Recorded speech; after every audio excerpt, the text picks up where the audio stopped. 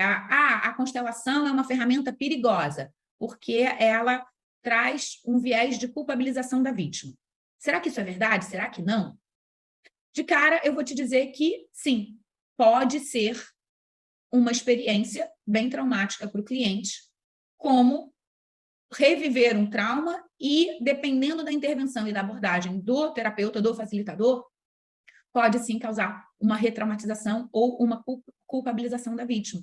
Só que esse processo não invalida a constelação, e sim faz a gente perceber que a constelação é uma ferramenta, como várias outras ferramentas, que depende de quem está usando.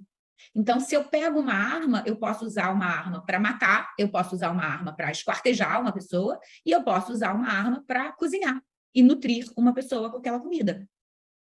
Pegar uma faca, né, que eu quero dizer. Então, recapitulando. Se eu tenho uma faca, a faca, considerada uma arma branca, porque eu posso matar, posso agredir, posso esquartejar uma pessoa.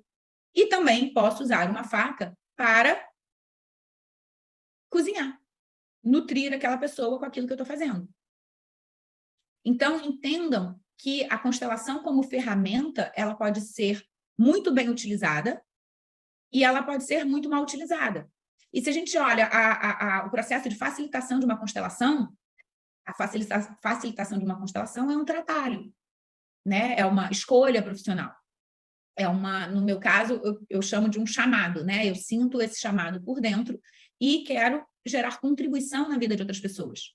E aí, a constelação, como uma ferramenta de chamado, de propósito, de contribuição, ela pode ser usada, ela pode ser considerada como uma profissão. E aí, se eu penso numa outra profissão, por exemplo, existem dentistas bons e existem dentistas ruins, como qualquer profissão. Pedreiro, existe um pedreiro bom e existe um pedreiro ruim. Existe um pedreiro que me atende e eu indico para alguém e, de repente, esse alguém não gostou desse trabalho. Existe um dentista que me atende que, de repente, outra pessoa não gostou daquele dentista. Então, meu exemplo pessoal, né? Ginecologista. Eu trabalhava no mercado financeiro, então eu trabalhava no centro da cidade, e aí o centro da cidade tinha um trânsito muito caótico, muito difícil, e a ginecologista que eu tinha naquela época era uma ginecologista que era na Zona Sul do Rio de Janeiro, e o trânsito caótico da Zona Sul do Rio de Janeiro dificultava a minha logística. E aí eu recebi a indicação de uma colega de trabalho, falar assim, Silvia, tem uma ginecologista ótima que é aqui no centro, e aí você marca com ela e você vai lá fazer a sua consulta. Então, foi uma ginecologista que foi boa para a pessoa que me indicou, e fui lá experimentar. Quando eu cheguei lá, fiz meu exame de rotina, e aí no final da minha consulta, eu virei para ela e falei assim, doutora, eu tenho um mioma, então eu preciso fazer esse acompanhamento desse mioma, e eu queria fazer um pedido de exame para a gente fazer esse acompanhamento. O que ela me respondeu? Silvia, não tenho evidência nenhuma para te pedir nenhum pedido de exame, porque não tem queixas, não tem dor, não tem nenhuma evidência de que você tem algum problema, então não vou fazer esse pedido para você. Eu falei, mas eu estou te falando que eu tenho um mioma, eu já fiz o exame antes, a minha ginecologista anterior orientou que eu fizesse esse acompanhamento. Ela falou, então me traga esse exame. Naquela época, eu era uma pessoa muito desleixada, com cuidado da minha saúde, com os exames, então eu não guardava, eu não tinha um arquivo com todos os meus exames, já tinha perdido o exame anterior. E aí eu falei, não tenho um exame para te mostrar. Ela falou assim, então eu não tenho motivo para te pedir um novo exame. Eu me senti atendida? Não. Mas eu recebi indicação daquela pessoa, porque a outra paciente, de alguma forma, estava se sentindo atendida com aquela pessoa. O que eu fiz naquele momento? Odiei todas as ginecologistas e falei assim, esse negócio de ginecologia não presta, então não quero mais frequentar ginecologistas? Não. Eu fui procurar uma outra ginecologista. E quando eu cheguei nessa outra ginecologista, que inclusive, né, eu trabalhava no centro da cidade, minha ginecologista era na Barra, foi um desafio para mim, logístico, naquele momento, e quando eu cheguei nessa outra ginecologista, o que ela falou? Silvia, precisamos acompanhar o seu mioma. Se você está me dizendo que você tem mioma, precisamos acompanhar o seu mioma. Qual foi a diferença ali? A diferença é que uma estava com drive, que inclusive ela compartilhou comigo. Não, os planos de saúde falaram que a gente não pode ficar pedindo exames à torta e à direita, exames, se tiver evidência de alguma coisa.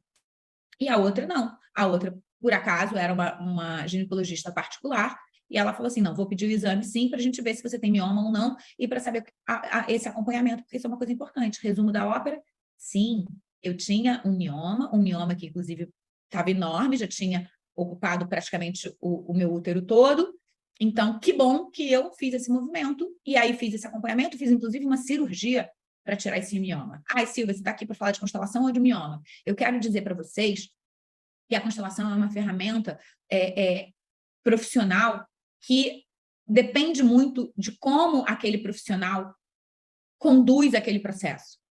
E aquele processo pode ser bom para uma pessoa e pode não ser bom para outra pessoa.